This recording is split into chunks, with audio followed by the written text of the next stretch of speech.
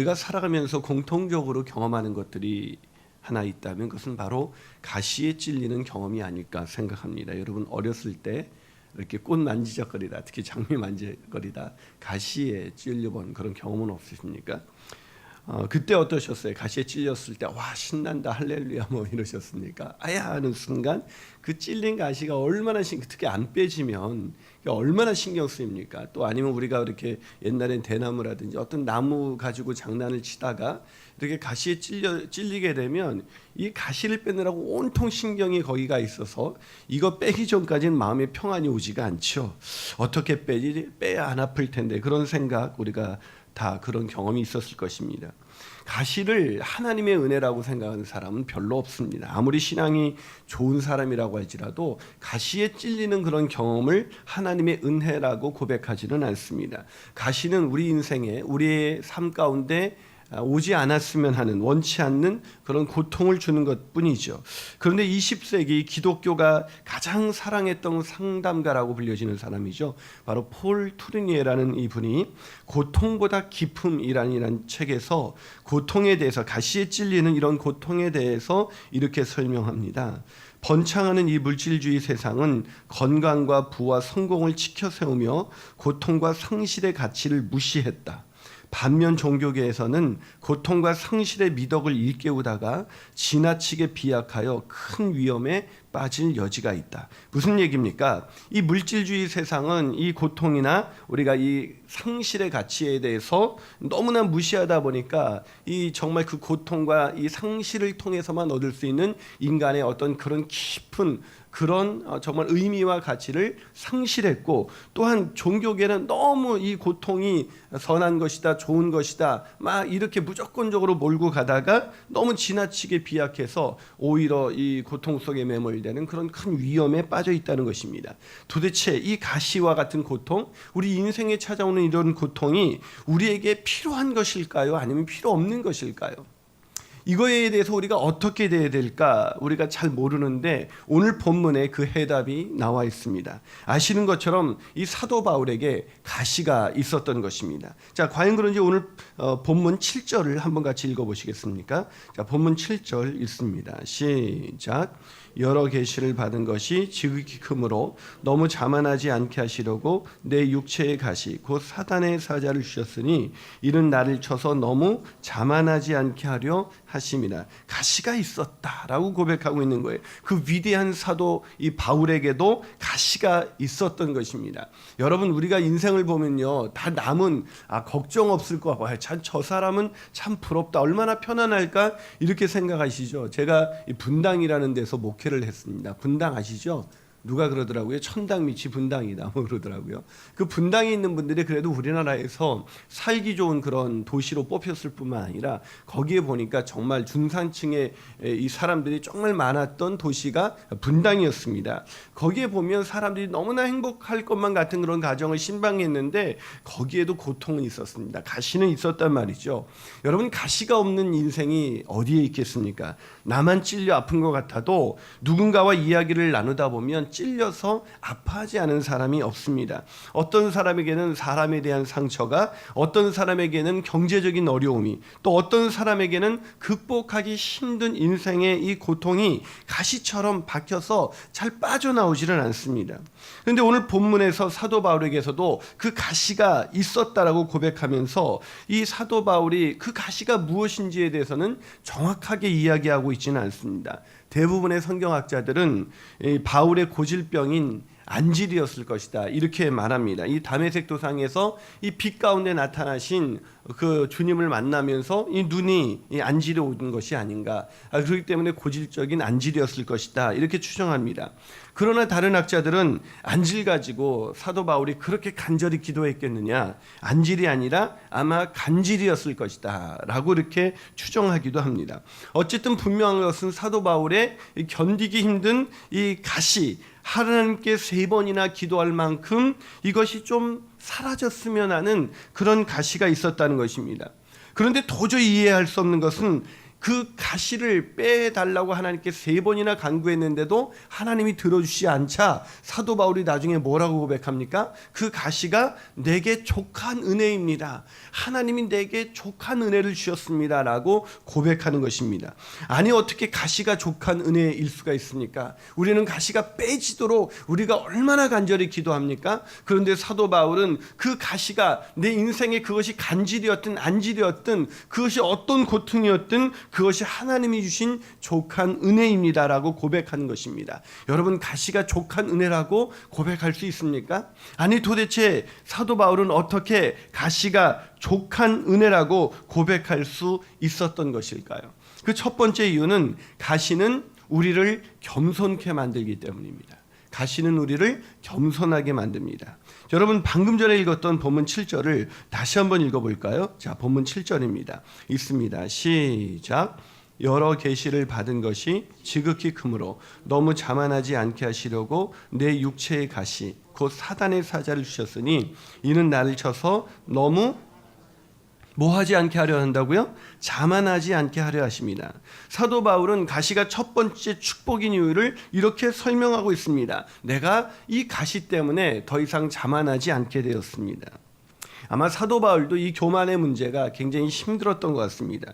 이 가시가 간질이었든 안질이었든 그것은 매우 고통스러웠을 거예요. 여러분, 사도 바울이 얼마나 이 대단한 사람입니까? 정말 그 수많은 교회를 개척하고 정말 가는 곳곳마다 능력을 행했던 사람이 아닙니까? 게다가 3층전을 갔다 왔기 때문에 정말 신비한 체험을 했던 사람, 정말 사도 바울처럼 하나님이 쓰신 사람이 없어요. 그러니 얼마나 자만해지기가 쉽겠습니까? 그런데 이 사도 바울에게서 아마 간질이 있었던 것 같아요. 이 간질이 있었다고 생각해 보세요. 이 설교를 하다가 막 제가 갑자기 거품을 불고 훅 하다가 막 그 자리에서 쓰러지면 여러분이 저를 어떻게 보겠습니까? 어우, 저 김 목사 저거 자기 병도 못 고치는 주제에 지금 무슨 설교를 해? 아, 저 사람 진짜 목사 안수는 받은 거 맞아? 어떻게 저런 사람이 목사를 해? 그런 얘기 당장 안 나오겠습니까? 제가 한번 설교하다 거품 물어볼까요? 이게 여러분, 이게 간단한 것 같지만 여러분, 사도에게 이게 간질이 있었다는 건요, 이 목회를 할 수 없는 아주 결정적인 취약점이에요. 그러니 얼마나 이 사람들이 수근수근거리면서 사도 바울의 그 능력을 한순간 아무것도 아닌 것 같이 그렇게 만들어버릴 수 있는 것이 간질인 것이죠. 그런 간질이 이 사도 바울에게 있었으니 얼마나 사도 바울이 힘들었겠습니까? 그런데 사도 바울은 그것 때문에 내가 오히려 교만하지 않을 수 있어서 얼마나 감사할 수 있는지 모른다, 이렇게 고백하는 겁니다. 여러분, 우리가 인생을 살면서 우리의 행복을 망가뜨리는 가장 큰 적이 뭔지 아시겠습니까? 그건 바로 교만입니다. 교만. 여러분, 가난이나 질병, 이것이 우리를 힘들게 하는 것은 사실이지만 그런 것들이 우리 인생을 무너뜨리지는 못합니다. 여러분, 가난 속에서도 질병 속에서도 그 누구보다도 빛나는 인생을 살았던 사람들을 우리가 얼마나 많이 알고 있지 않습니까? 정말 앞이 보이지 않았던 헬렌 켈러 같은 사람들 정말 많이 있습니다. 질병이 있고 가난하지만 정말 하나님 앞에 쓰임받아서 그 모든 사람들에게 희망을 주는 그런 빛나는 인생을 산 사람들이 얼마나 많은지 몰라요. 가난, 질병, 이까지 것이 우리를 힘들게 하는 것은 사실이지만 이것이 우리의 인생을 무너뜨리지는 못해요. 그런데 우리의 인생을 무너뜨리는 그런 결정적인 것이 있다면 그건 바로 교만이라는 것입니다. 자, 과연 그런지 잠언 16장 18절 한번 볼까요? 잠언 16장 18절입니다. 읽습니다. 시작. 교만은 패망의 선봉이요 거만한 마음은 넘어짐의 앞잡이니라. 교만은 패망의 선봉이요 거만한 마음은 넘어짐의 앞잡이니라. 그렇습니다. 우리 인생이 패가 망신하는 가장 큰 적은 바로 교만인 것입니다. 이 사도 바울은 이 교만이 얼마나 무서운 건지 알았습니다. 자기가 하나님의 일을 하면 할수록 자기 안에 자기가 피할 수 없는 그 교만이 올라오는 것을 어찌할 수가 없었습니다. 그런데 자기가 이 육체의 가시를 위해서 계속해서 기도하다가 생각해 보니까 이 육체의 가시 때문에 자기가 교만하지 않을 수 있었던 것입니다. 자기가 사람들 앞에서 내세우려고 해도 사람들이 자신 간질하면서 그런 주제에 당신이 무슨 대단한 사람이냐 이런 얘기를 들을 때마다 자기의 교만이 깨어지는 것을 볼 수가 있었던 것입니다. 사랑하는 여러분, 우리 인생 가운데 왜 하나님께서 가시를 여전히 허락하셨겠습니까? 모든 일들이 잘 풀렸으면 좋겠는데, 이것만 빠지면 좋겠는데 빠지지 않는 손톱 밑에 박혀진 그 가시처럼 왜 그 가시가 빼지지 않는 그런 인생을 살고 있습니까? 그 가시 때문에 우리가 겸손히 하나님을 의지할 수가 있기 때문입니다. 그러기에 그 가시 때문에 평생 겸손한 인생 살아가시는 저와 여러분이 되시기를 주님의 이름으로 축복합니다. 한 발 더 나아가서 어떻게 가시가 우리 삶 속에서 하나님이 주신 족한 그런 은혜가 될 수 있을까요? 그 두 번째 이유는 가시는 우리를 온전케 하기 때문입니다. 가시는 우리를 어떻게 한다고요? 온전케 합니다. 자, 과연 그런지 본문 9절 한번 읽어주시겠습니까? 본문 9절입니다. 자, 시작. 나에게 이르시기를 온전하여 짐이라 하신지라. 그러므로 도리어 크게 기뻐함으로 나의 여러 약한 것들에 대하여 자랑하리니 이는 그리스도의 능력이 내게 머물게 하려 함이라. 참 이해하기 힘든 구절이죠. 이 머리로는 우리가 이 구절을 이해할 수 있을지 모르지만 이것을 가슴으로 받아들인다는 것은 결코 쉬운 일이 아닙니다. 지금 본문에서 사도 바울이 뭐라고 고백하고 있습니까? 가시가 떠나지 않는 것이 족한 은혜라는 것입니다. 아니, 어떻게 가시가 은혜일 수가 있습니까? 가시가 떠나는 게 은혜죠. 그런데 이 고통이 떠나고 이 고통과 상처가 떠나야 우리가 행복한 인생인데, 그게 우리가 믿고 있는 상식인데 이 사도 바울이 이렇게 말하고 있는 거예요.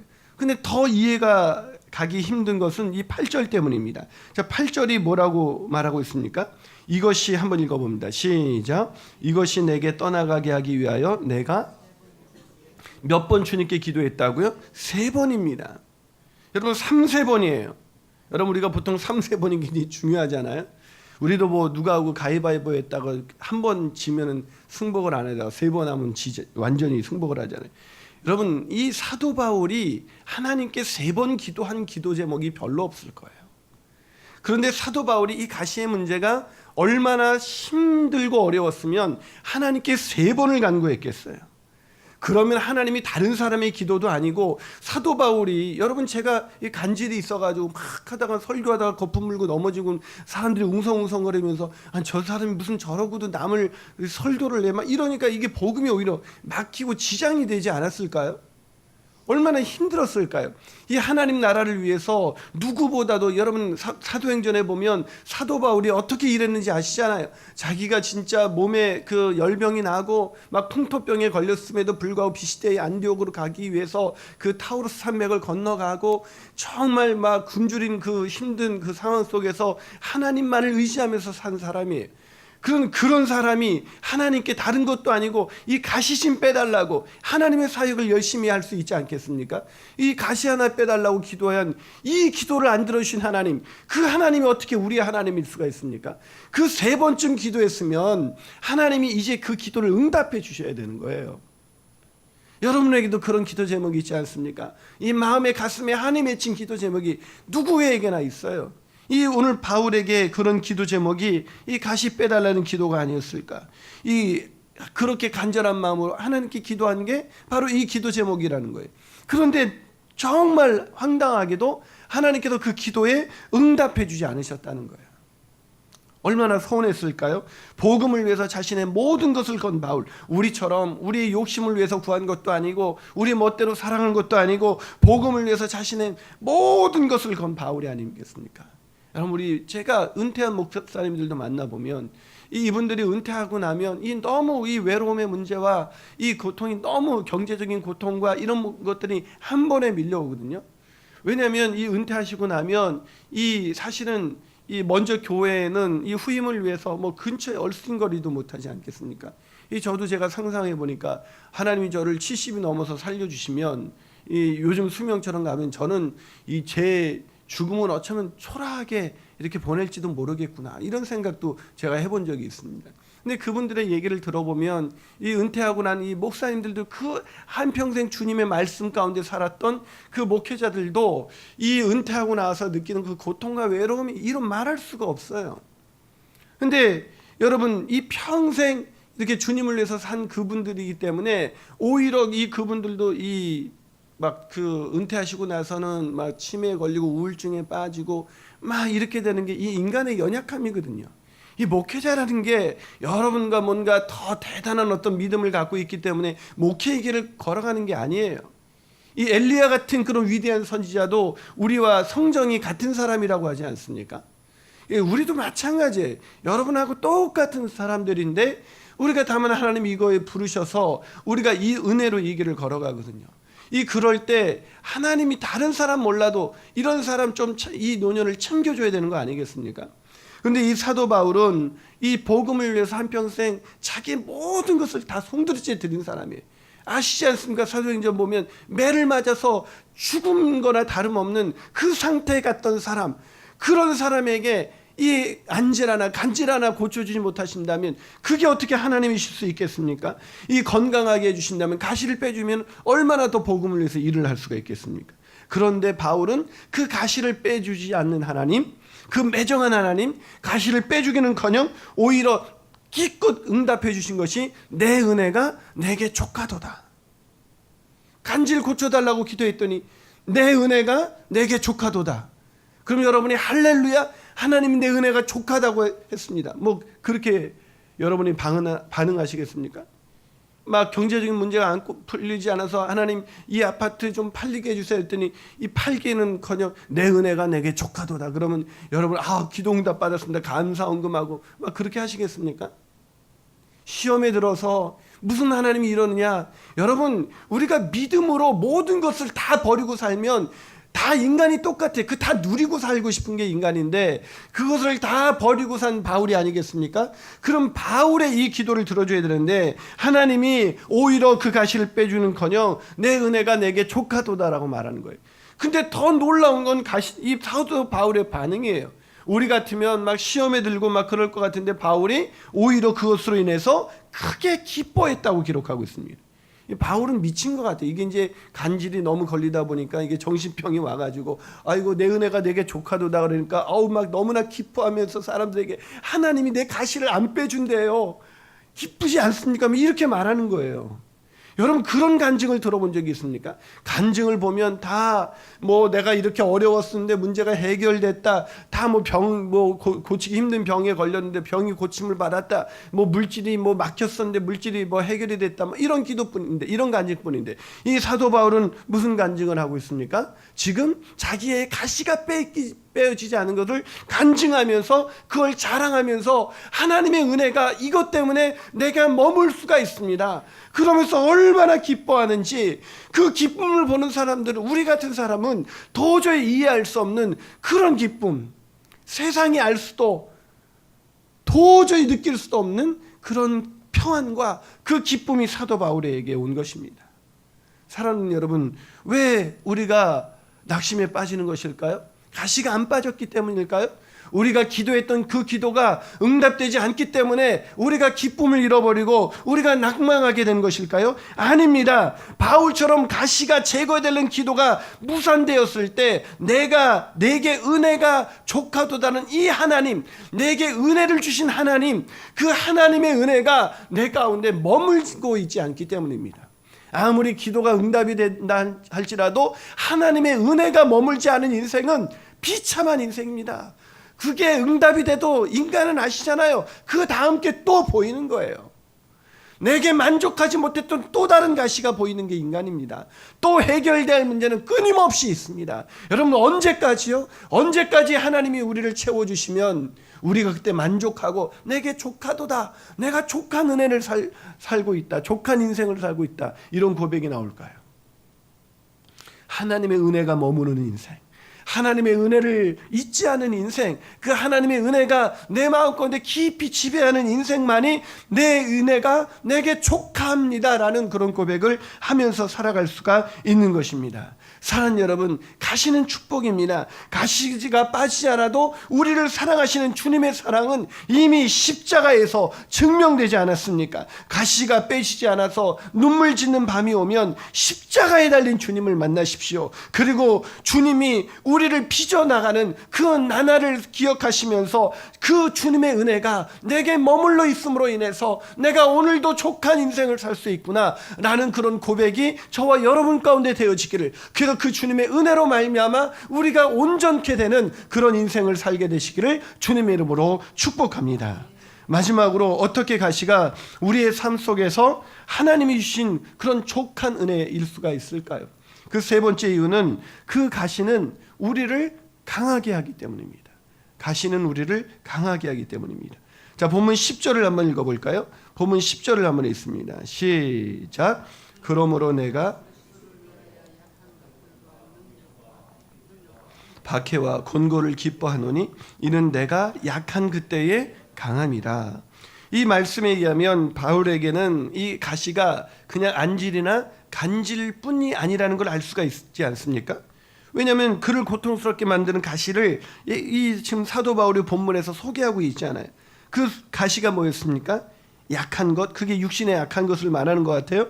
능욕과 궁핍과 박해와 곤고다라고 말하고 있습니다. 이 중에 우리는 한 가지만 있어도 하나님을 원망할 텐데 이 몇 가지입니까? 이게 인간으로 이게 견딜 수 있는 그런 것들입니까? 약한 것과 능력과 궁핍과 박해와 곤고, 이런 것들을 우리에게 겹겹이 몰려온다면 우리는 낙심하고 하나님을 찾기는커녕 우리의 마음가운데 하나님은 왜 이렇게 내가 기도해도 응답해 주지 않나, 살아계신 건 맞나? 뭐 이런 생각하지 않겠습니까? 그런데 이런 엄청난 가시들이, 이 가시들인 것 같아요. 이런 엄청난 가시들이 이 사도 바울에게 있는데 바울은 여전히 기뻐합니다. 그의 기쁨을 사람 뺏어갈 그 어떤 환경도 없는 것 같습니다. 왜요? 왜 그런 가시들이 자신을 그렇게 기쁘게 만들고 있습니까? 그것은 그 가시들로 인해서 자기가 강해지기 때문입니다 라고 고백하고 있습니다. 무슨 말입니까? 약한 것 때문에 내가 강해집니다. 능욕 때문에 내가 강해집니다. 궁핍하고 내가 가난하기 때문에 가난해집니다. 내가 박해를 받고 있기 때문에 가난해집니다. 내가 곤고를 받고 있기 때문에 가난해집니다. 이런 가시들이 박혀서 오히려 더 연약해질 것 같은데, 여러분 그 안에 주님의 은혜가 머무니까 그 은혜로 말미암아 사도 바울이 더 강해질 수밖에 없다는 것입니다. 그리스도의 능력이 머물기 때문에 그 그리스도의 능력으로 인해서 자신이 더 강해질 수밖에 없다는 것입니다. 이것이 그리스도의 능력인 것입니다. 가시들로 인해서 오히려 더 강해질 수 있는 것, 이것이 바로 그리스도의 능력입니다. 사랑하는 여러분, 그렇기 때문에 우리는 가시가 박혔을 때 하나님께 기뻐하고 감사할 수 있는 것입니다. 왜요? 우리가 가시가 박혔을 때 비로소 하나님을 철저하게 의지할 수가 있기 때문입니다. 여러분, 부유한 사람은 자기가 돈 가지고 할 수 있는 것이 많다고 생각하기 때문에 하나님을 의지하기가 힘듭니다. 그게 현실이에요. 여러분, 우리가 언제 가장 하나님을 간절하게 의지했습니까? 우리가 연약할 때, 우리가 아무것도 없을 때, 그때 오직 하나님 한 분밖에 볼 수 없을 때, 그때 우리가 하나님을 의지하지 않았습니까? 지금은요, 하나님도 의지해보고 세상도 의지하면서 이쪽 저쪽 의지하면서 이렇게 살다 보니까 오직 주님의 은혜가 우리의 마음 가운데 머물러 있지를 못해요. 이게 흔들리는 신앙생활 속에서 하나님의 은혜가 머물러 있지 않으니까 우리가 더 비참한 인생, 그런 거 사는 것 아니겠습니까? 더 부유했지만, 더 나아졌지만, 예전에 비하면 훨씬 더 나은 인생을 사는데 왜 우리는 더 이렇게 비참해질까요? 왜 다른 사람과 상대적으로 비교하면서 왜 우리는 두리번거리면서, 왜 우리는 그렇게 흔들리는 인생을 살고 있을까요? 그리스도의 능력이 머물러 있지 않기 때문입니다. 하나님의 은혜가 머물러 있지 않기 때문입니다. 계속해서 어떤 마음의 그런 채워지지 않은 은혜가 있으니까 계속 정서적으로 뭔가를 더 이렇게 채우려고 그래요. 감정적으로 채우려고 그러고 뭔가를 더 채우려는 빈 공허한 마음이 있습니다. 공허한 마음으로 뻥 뚫려 있다면 그거는 인간이 채울 수 있는 게 아니에요. 하나님의 은혜만이 채울 수 있는데, 왜 그 은혜가 십자가에서 이미 다 나타났는데 왜 그 은혜를 이미 망각한 채로 왜 다른 것 구하면서 왜 하나님이 안 채워주시느냐? 왜 그렇게 고백하시면서 살아가십니까? 사랑하는 여러분, 사도 바울의 능력은 뭔가 이 세상에서 이 세상의 형통함으로 인해서 온 그런 능력이 아닙니다. 약할 때 오는 능력. 약할 때도 내가 약해지고 이도 천해지고 이 엄청난 가시들로 인해서 모든 사람이 나를 외면할 때 나를 결코 외면하지 아니하시는 하나님의 놀라우신 은혜, 그 그리스도의 은혜가 내게 머물면서 난 그 은혜 때문에 날마다 더 강해지고 있습니다. 나는 그 십자가의 능력으로 날마다 더 강해지고 있습니다.